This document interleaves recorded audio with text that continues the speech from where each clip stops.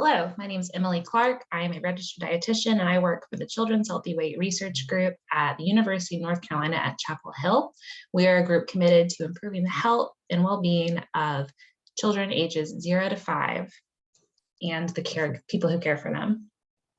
I'm going to be talking today about health equity, cognitive development, and the Go NAPSACC program. My goals for today are to discuss the connections between health promotion and cognitive development and introduce Go NAPSACC as a process and tool to help promote health equity in early care and education settings. I'm going to kick us off with a scenario. So I want you to imagine two young girls who attend the same childcare program.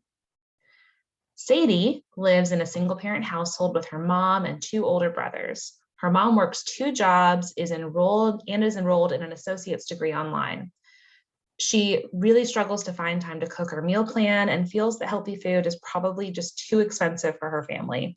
So they eat a lot of convenience foods or fast foods. These are quick, convenient, they're affordable. Sadie and her brothers haven't been exposed to fresh fruits and vegetables very much, and her mom believes that her children probably just don't like them. Their apartment building doesn't have a playground and there isn't a great place for them to play outside. Since Sadie's mom is so busy providing for her family, Sadie and her brothers watch a lot of TV to keep them entertained. Sadie has Medicaid health insurance, but her mom can't find a dentist that takes Medicaid. As such, Sadie has never been to a dentist. She's 4 years old now. Her mother qualifies for childcare subsidies and was able to find a great ECE program for Sadie to attend. Sadie is very well loved and her mom does so much to care for her children. Jada, another little girl, attends the same ECE program as Sadie. Jada lives with both her parents in a neighborhood with a park and a playground. Her family's work hours are flexible, so they sometimes pick her up early and go together to the playground or go for family walks around the neighborhood. Jada's parents also take turn making meals. So while one is preparing dinner, Jada gets to play with whichever parent isn't cooking while the other is getting the food ready. Her parents try to include a fruit or vegetable at every meal because they care a lot about what she eats and have access to fruits and vegetables at a local supermarket. And Jada's health insurance is provided through her father's work, including dental insurance. Jada started going to the dentist when she was 2 and has gotten fluoride treatments multiple times now.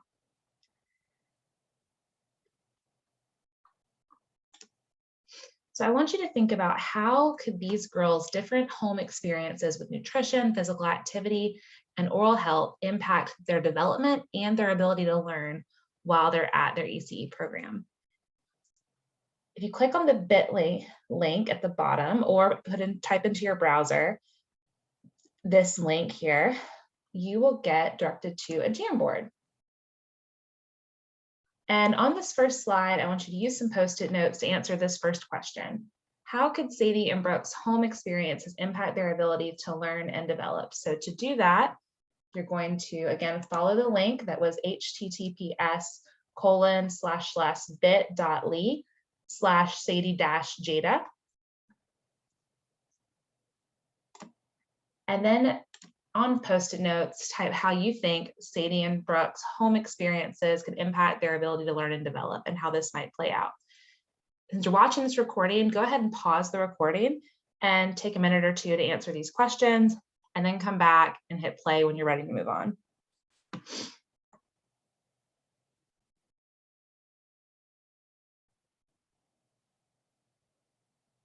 Okay, hopefully you were able to navigate the Jamboard and provide some feedback. I can't wait to look back and see what people wrote in reaction to this scenario. So let's move on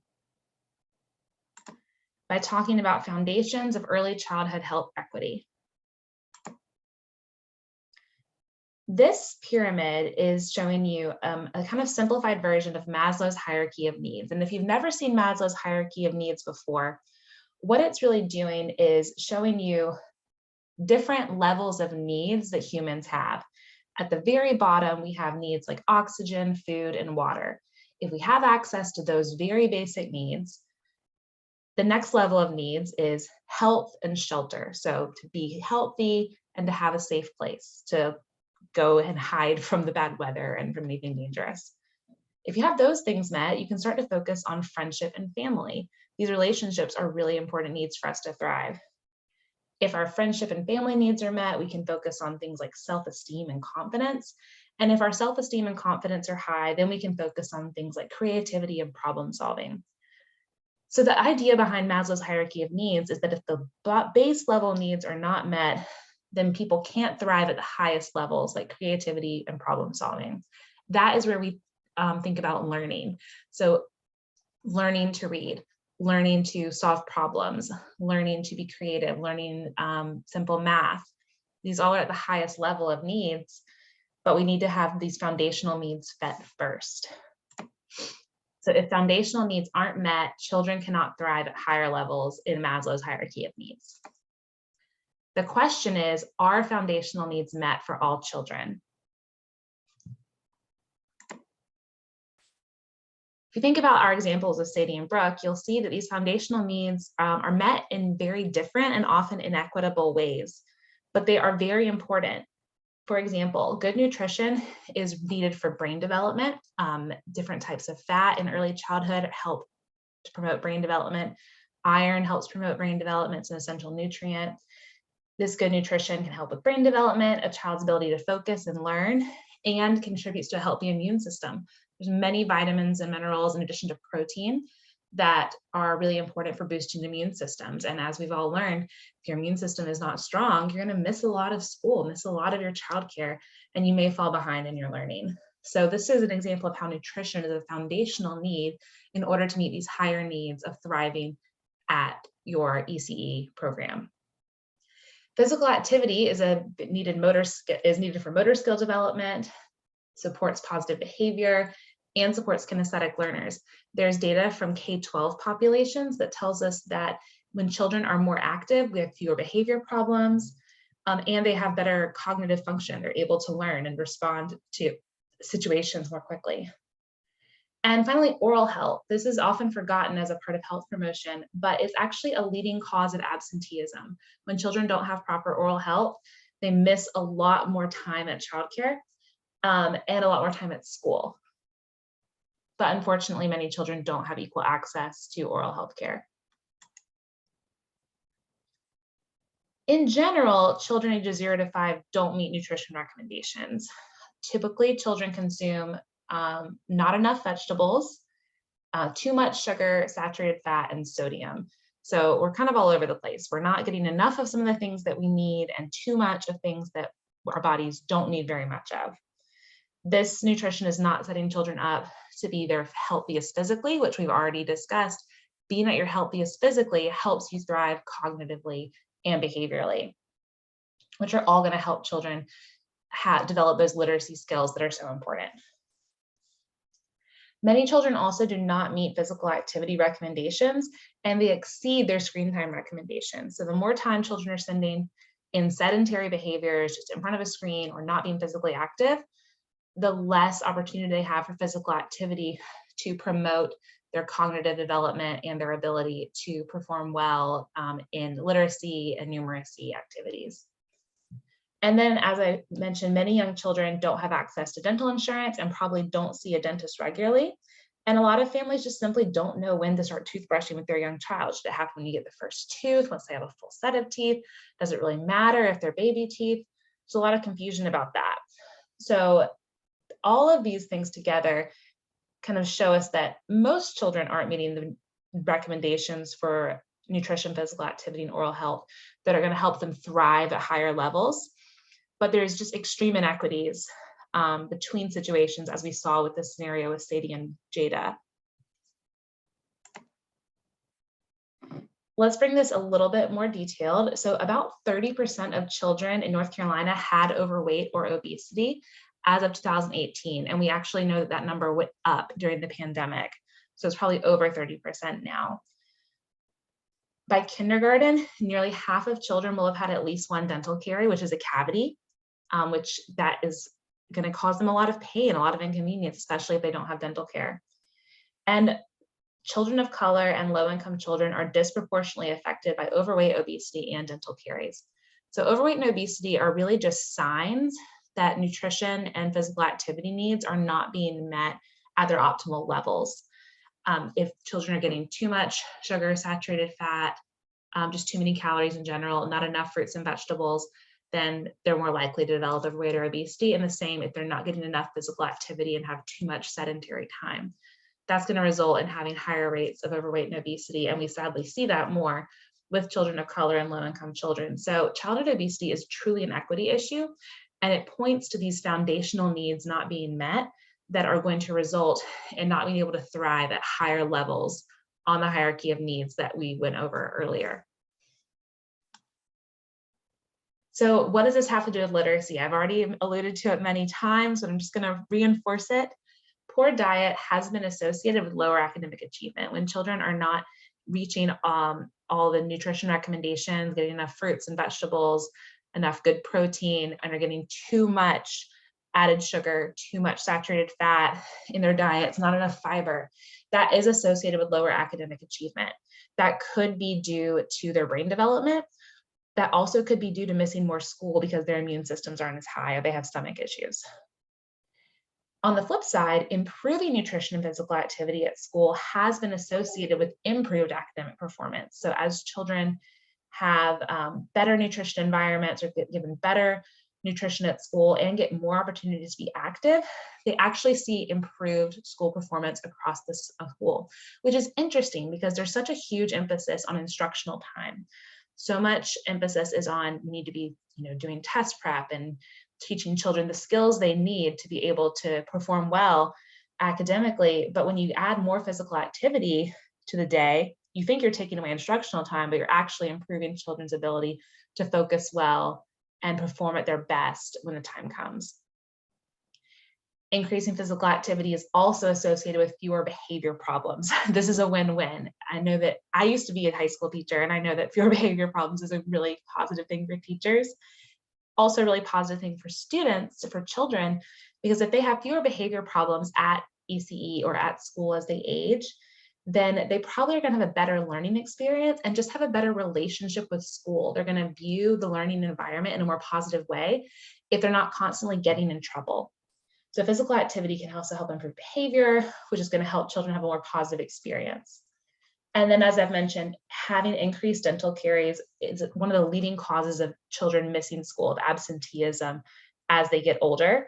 And the more children miss childcare or miss school, the more it's going to hurt their learning over time. Now, much of what I just referenced is based on K-12 data, but childcare is a very important place to build these foundational habits.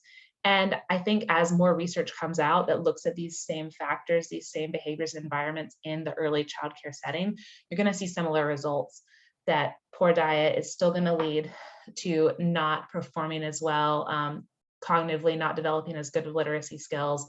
The increasing physical activity is still going to be associated with improved outcomes in literacy, numeracy, and other types of cognitive development you want to see in the children you're taking care of and you're teaching.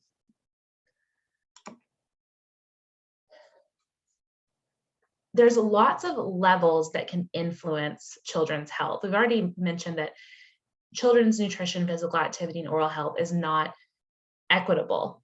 Some children get much better nutrition at home or at childcare than others, and the same with physical activity and oral health. So what I'm showing you right now is called the social ecological model, and it just is basically a simple diagram that shows you there's different levels of health behavior. So there's things at the individual level, that's things the individual child or individual parent is doing. The relationship level speaks to how your relationships impact your health. So how does a child's relationships with their parents, what their parents' perceptions are, or the other family members, whoever their caregiver is, be it a grandmother, aunt, etc. I know for many children, it's a combination of individuals. Also, relationships with teachers influence children's health. How teachers model healthy behaviors or encourage healthy behaviors is going to play a factor. The community also makes a difference. So your early care and education center, your preschool, what the culture is like in your preschool, what the policies are like in your preschool are going to impact a child's health. An example of this could be how much time is provided in the schedule for children to be physically active outdoors. That's not something a child has any control over, but it's something that makes a big difference for that child's health. Same goes for the menu, What types of foods are being served in early care and education at your childcare program? If that's something the child has no control over, they have no control over what is served to them for breakfast, lunch, or snack at ECE, but it makes a really big impact on their health because they're eating lots of meals there throughout the week. They have no control over how much time screen time is provided by their teachers or their family members, but it has a big impact on their health. And then finally, societal, that's the really big picture. That's cultural norms, policy, programs. If it's a cultural norm that families provide a screen to entertain their child instead of playing outside with them, that has really big impact, and it's not the child's fault. Most of these things are also not the family's fault. Children and families should not be blamed for any of the data I just showed you. We gave examples of how children are not getting proper nutrition or enough physical activity or oral health. Families should not be blamed. The whole point of this model is to show you that there's lots of levels influencing this, and that communities and societies have a really big impact on what families and children are able to do to support their own health.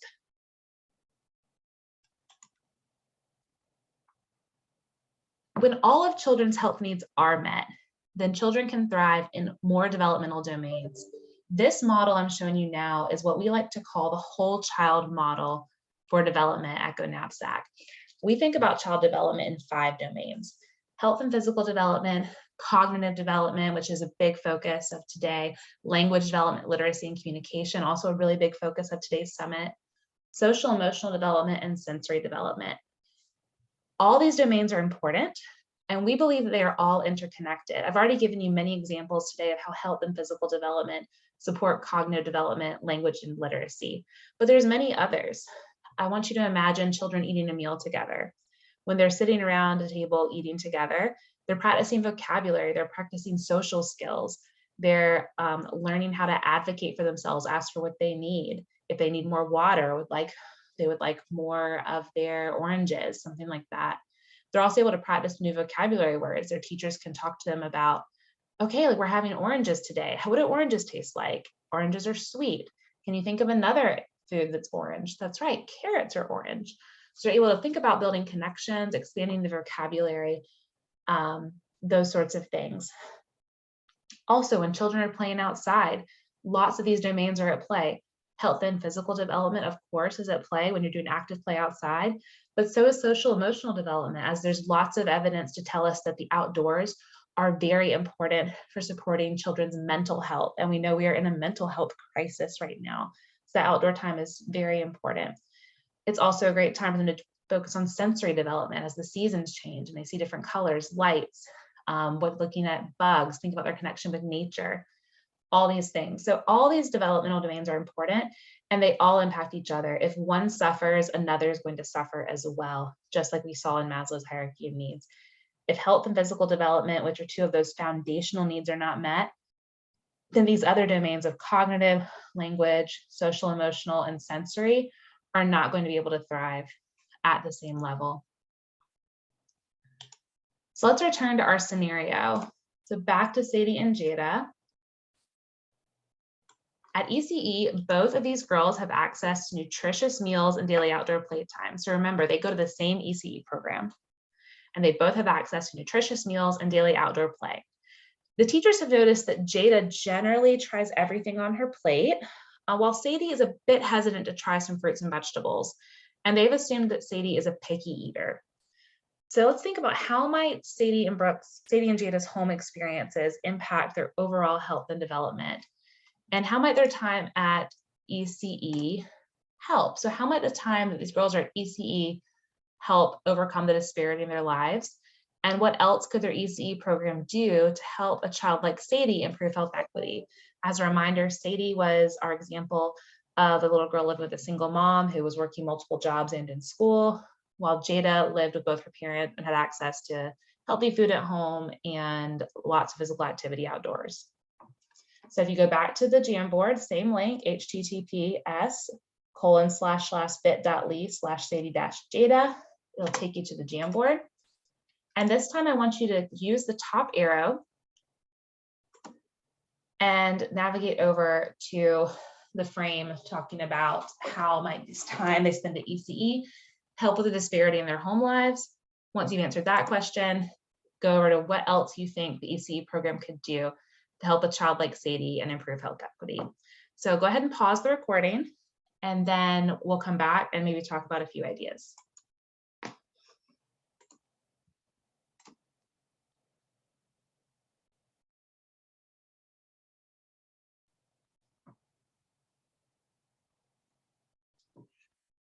So one thing you may have said is that the time they're spending at ECE could help with the disparity because they're both getting access to nutritious meals and outdoor play.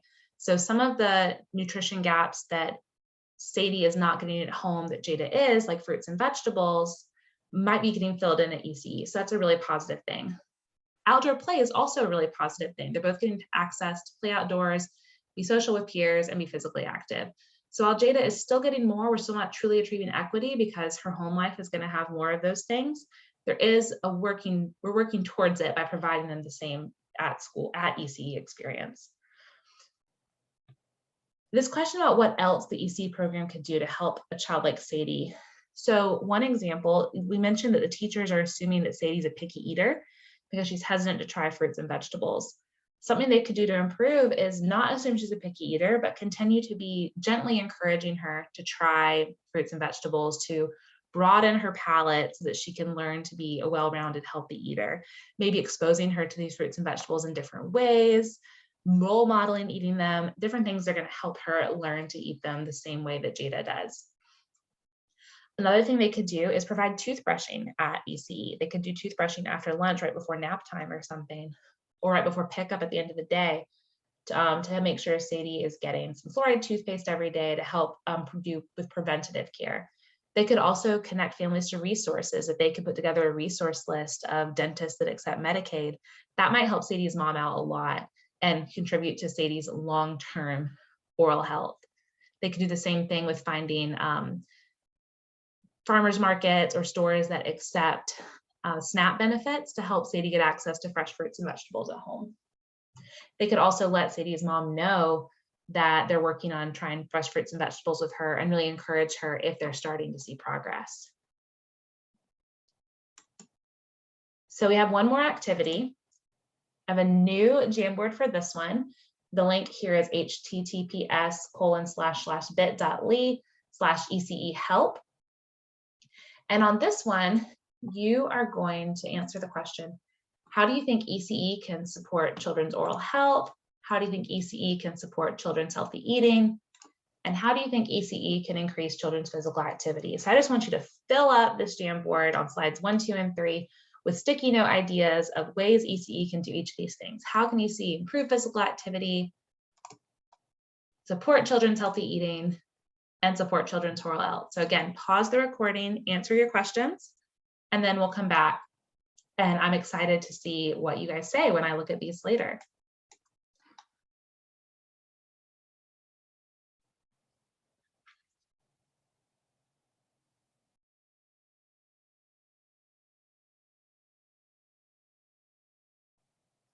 So hopefully you've had time to answer some of those questions.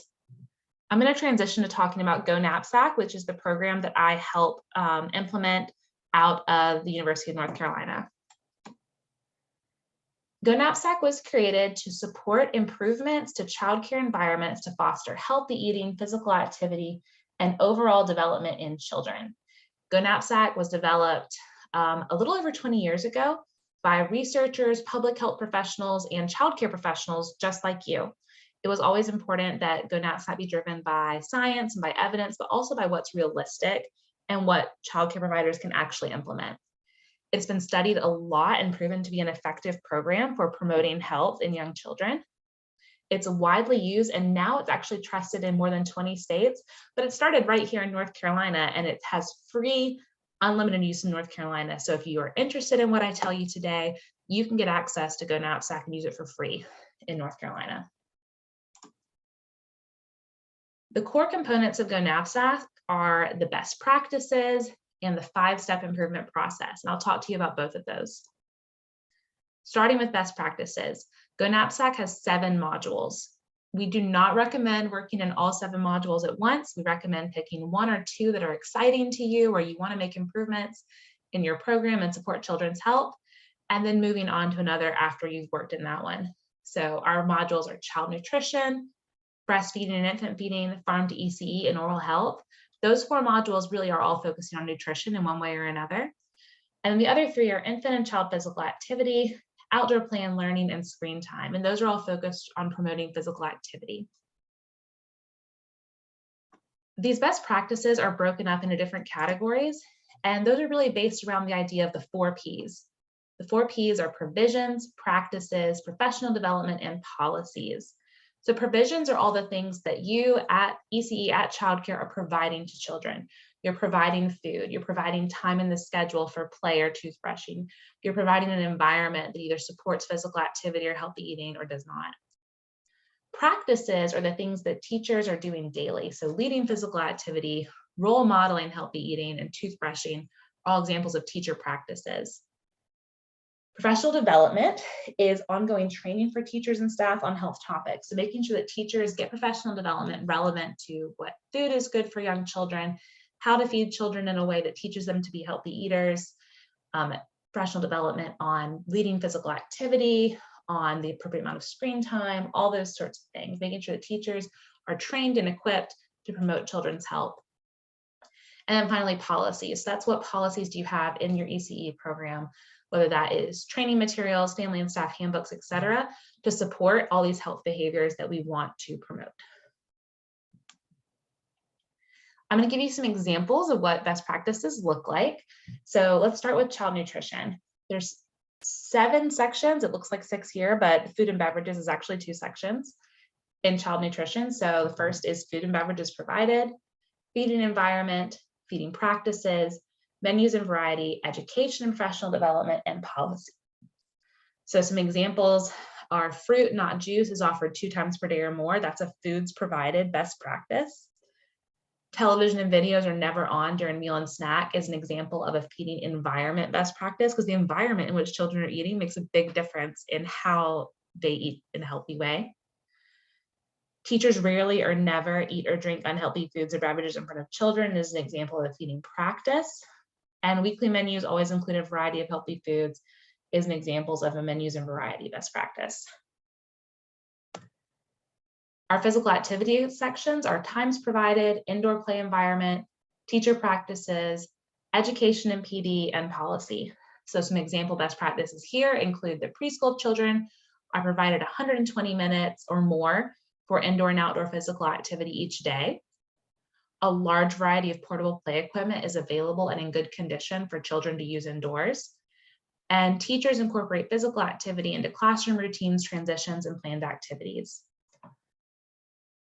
And let's look at some oral health best practices. So we're talking about oral health a lot as well. Our sections here are toothbrushing, food and beverages provided, daily practices, education and professional development, and policy. A toothbrushing best practice is for infants with teeth, toddlers, and preschool children. Time for toothbrushing is provided 1 time per day. A food and beverages provided best practice is sugary drinks are never offered. And then finally, teachers and staff always try to create a positive experience for children during scheduled toothbrushing is an example of a daily practice. These are just a few examples. There are many Go NAPSACC best practices, and they all are evidence-based. They all are grounded in the latest science or the best knowledge we have about promoting children's health in ECE settings. The other core component of Go NAPSACC is the 5-step improvement process. So that process includes assess, plan, take action, learn more, and keep it up. So assessment is when Go NAPSACC starts by taking a self-assessment in one of these modules, and I'll show you what that looks like in a little bit. Creating an action plan to meet goals based on self-assessment results. So once you've taken that self-assessment, identifying where you want to improve and setting some goals, making an action plan. Take action is where you actually put that plan into place, and we have a large resource library to help you meet your goals. Learn more is where you can take a training, get some professional development around these health topics.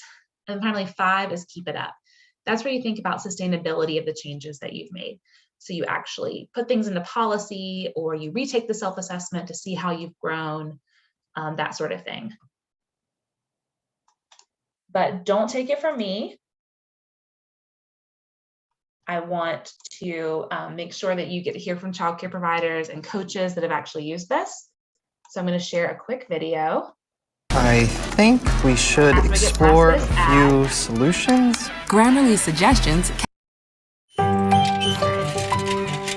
Early childhood is very important. That's when their minds are open to everything, and we can mold that child and educate that child through health practices, because you need to have a healthy body in order to have a healthy mind.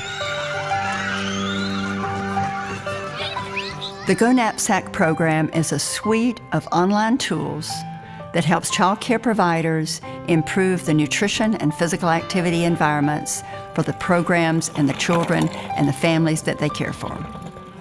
The Go NAPSACC program has 5 steps: assessment, planning, taking action, learning more, and keeping it up.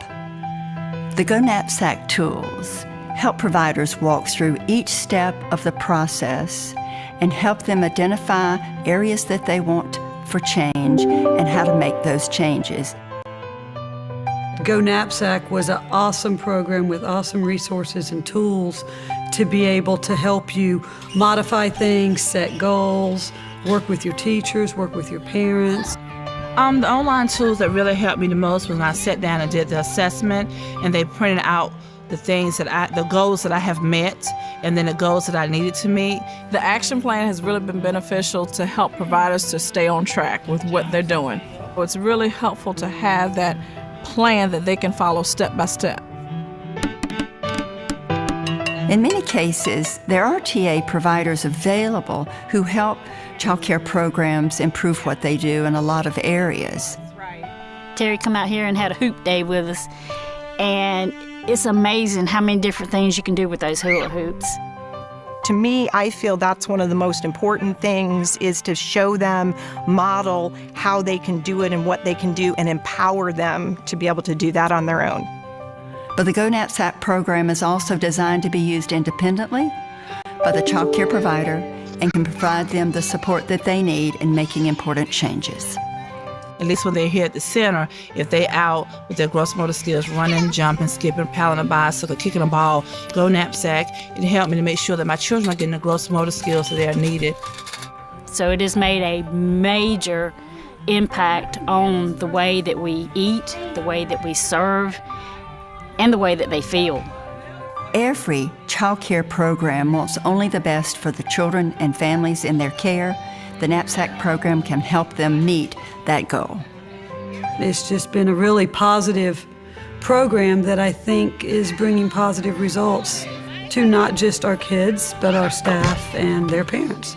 I just love NAPSACC, and I enjoyed the journey.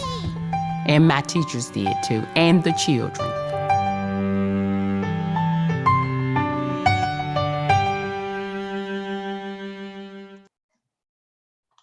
I hope that you enjoyed that video. I always love it, even though I've seen it many, many times. So I'm going to give you a sneak peek of what is inside the Go NAPSACC website, because as Dr. Ward shared in that video, Go NAPSACC works totally online. It's a suite of online tools. So what's in the website to help you? We call it the Go NAPSACC provider tools because it's what the child care provider can use to make these changes. So there are tailored self-assessments for each module. That means that when you register for Go NAPSACC, you tell us a little bit about your ECE program, and the self-assessment questions you get are tailored to your specific situation. For example, if you don't serve infants in your program, you're not going to get any questions about infants.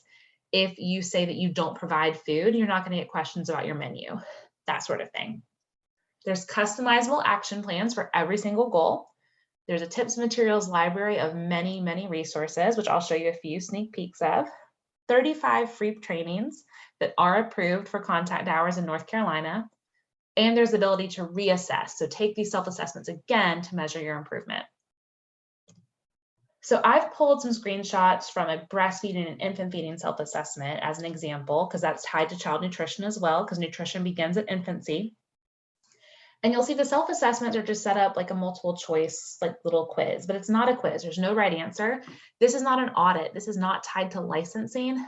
Nothing in this is going to get you in trouble. It's just a chance to answer honestly so you can set goals that are meaningful to you. Self-assessments give you feedback, and if you don't answer honestly, you're not going to get the appropriate feedback to set meaningful goals. So this is a question about breastfeeding environment. Does your program have a quiet and comfortable space set aside for mothers to breastfeed or express breast milk other than a bathroom? And I said, a space is always available when families ask, but it's not necessarily always available. So I got some more questions about my breastfeeding space. I have a question about my breastfeeding policy. And since I said, yes, I do have one, I got a follow-up question asking what's in the breastfeeding policy. I also pulled some examples from our outdoor play and learning self-assessment. So this included questions about how often outdoor playtime is offered to children, how often outdoor playtime is provided, or how much outdoor playtime, excuse me. So we're asking how often, so how many times a day, and how much, because there's benefits to the both of them. How much outdoor playtime is provided to toddlers, how often are infants taken outdoors, what types of activities are done with children, a little bit about the environment. So you can see self-assessments are just written to give you a chance to reflect on your practices. After you complete a self-assessment, you get to view your results, and then based on your results, pick some goals. Once you've chosen a goal, you can make an action plan. So I provided this example of taking an outdoor play and learning self-assessment and setting a goal. The outdoor playtime is provided to preschool children for 90 minutes or more each day. So this is what the sample action plan looks like. Now this font is really small because it's a screenshot. It's bigger in the website, but you're able to edit it. So when you get this draft action plan, there's already steps filled in for you, but we highly encourage you to read through it and make it fit your program. Action plans can also be printed to share with staff and families, and we highly encourage that. Get feedback from your staff and families before moving on and putting things into place. We also have a tips and materials library that is full of many resources. I'm going to show you a few of my favorites. This is overwhelmingly the most popular part of Go NAPSACC. So a few examples. We have sample policies. So this is a sample nutrition policy. You can pull this, put it straight into your materials, and edit it to fit your program. This resource from Be Active Kids, 50 Ways to Use Your Pool Noodle. It just gives you some fun, creative ideas for how to be active with children. So that's a great one. We have many more like it. We have tips for feeding toddlers 12 to 24 months. This is a great one for teachers that are learning to feed toddlers. Also a great one to share with families. Surviving a Picky Eater is a great resource to share with families once their children kind of reach that phase, to learn that it's normal and give them some strategies for overcoming picky eating. Breastfeeding Basics is a great one to give newly enrolled families that have an infant who might want a little bit of help with supporting breastfeeding. We've got some sample menus. This is a sample cycle menu. We have some resources to help with decreasing screen time. This is an example resource on toddler oral health that can be great to share with families. This is just a glimpse. There's many more. Our training library is another really popular feature. There's trainings in all 7 of our modules. They're half an hour each, and they're on demand, which means you can take them anytime you want. All you need is a Go NAPSACC account. Once you've taken them, you can watch the training right in the website. There's a handout you can print to take notes on that's tailored to that training, that asks you specific questions about what you're learning. And then when you finish, your certificate is in the website and you can download. So this certificate of completion is conveniently stored in your Go NAPSACC account, so you're never going to lose it. And these are all approved for contact hours in North Carolina. So you can take these and fulfill a lot of the requirements you have for training. There's 35 of them, and they can be taken multiple times by the same account, which means that any teacher in your program can take them. So in summary, why Go NAPSACC? I've given you a little bit of what Go NAPSACC is all about, why health equity is so important for cognitive development and literacy, and what you get in the website if you make a Go NAPSACC account. So if you use Go NAPSACC, it's a way that you can help improve health equity by improving the nutrition, physical activity, screen time, breastfeeding, oral health practices, policies, and environments in your ECE setting. As we saw from the scenario with Sadie and Jada, sadly, health behaviors are just not equitable for young children, and it really puts children on a trajectory based on those foundational needs, predicting their higher levels of attainment academically. This also just supports general continuous quality improvement, which I know is important to ECE providers everywhere. Go NAPSACC is a quality improvement process and can help you with meeting those kinds of goals. We have a library of hundreds of high quality resources for staff and for families. So things that can help your staff learn more about health promotion, also families. It's a good way to engage with families, give them some resources to promote their children's health. And this library of 35 free on-demand trainings for directors and staff. These are all some great reasons to use Go NAPSACC. So what next? If you are interested in getting started with Go NAPSACC, go to the link at the bottom of this screen. So https://bit.ly/GoNAPSACC.me. And that'll take you to an interest form, which I'll show you what that looks like. So it's a quick little interest form. Tell us your name, your email address, your role. So are you a director, teacher, a coach, or consultant, or something else? If you're a director or a teacher, tell us the county where your child program's name, and then what county you're located in. And we'll get in touch with you to help you get set up with a Go NAPSACC account. I hope that this has been intriguing you today and helped you learn a little bit about health equity and how it is related to children's literacy, numeracy, and overall cognitive development. These are my references. And this is my contact information. Please email me if you have any questions, emily.clark@unc.edu. It's been a pleasure to get to present to you today, and I hope you have a wonderful rest of your summit.